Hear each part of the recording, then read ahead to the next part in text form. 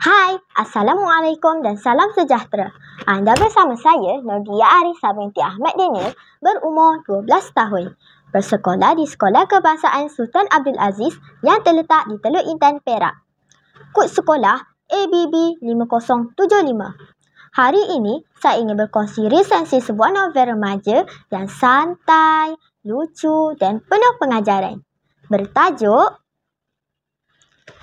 Aku Mahu Adik Manja. Hasil karya penulis terkenal Aimaisarah dan Jumeijin.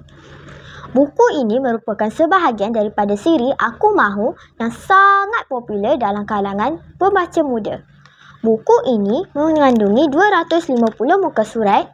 Gaya penulisan Aimaisarah yang bersahaja dan menghiburkan membuatkan saya mudah tertarik untuk terus membaca buku ini.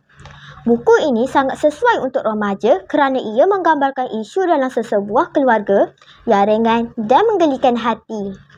Penggunaan bahasa yang mudah dan dialog yang lucu menjadikan kisah ini dekat di hati pembaca muda seperti saya. Mari bersama saya selami cerita ini. Buku ini mengisahkan watak utama bernama Syahira yang berasa bosan menjadi anak tunggal. Dia berangan-angan untuk memiliki seorang adik perempuan yang manja dan comel. Akhirnya, impiannya untuk memiliki adik menjadi kenyataan apabila keluarganya benar-benar menambah ahli baru. Namun, Syahira terkejut kerana adik yang dinantikannya bukan seperti dalam bayangannya. Konflik timbul apabila Syahira perlu menyesuaikan diri dengan tanggungjawabnya sebagai kakak. Daripada rasa seronok, timbul pula rasa cemburu, marah dan kecewa. Dalam masa yang sama, dia belajar memahami makna sebenar kasih sayang dan peranan dalam keluarga.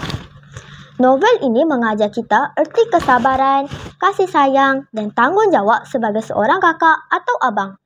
Ia juga menunjukkan impian tidak selalunya berlaku seperti yang kita bayangkan. Dan dalam hidup, kita perlu belajar menerima dan menyesuaikan diri. Buku ini sangat sesuai untuk pelajar sekolah rendah dan sekolah menengah yang inginkan bacaan santai tetapi bermakna. Ia sesuai untuk pembacaan keluarga juga kerana mesejnya menyentuh isu kekeluargaan. Sekian sahaja perkongsian saya hari ini. Terima kasih kerana sudi mendengar. Bye. Assalamualaikum.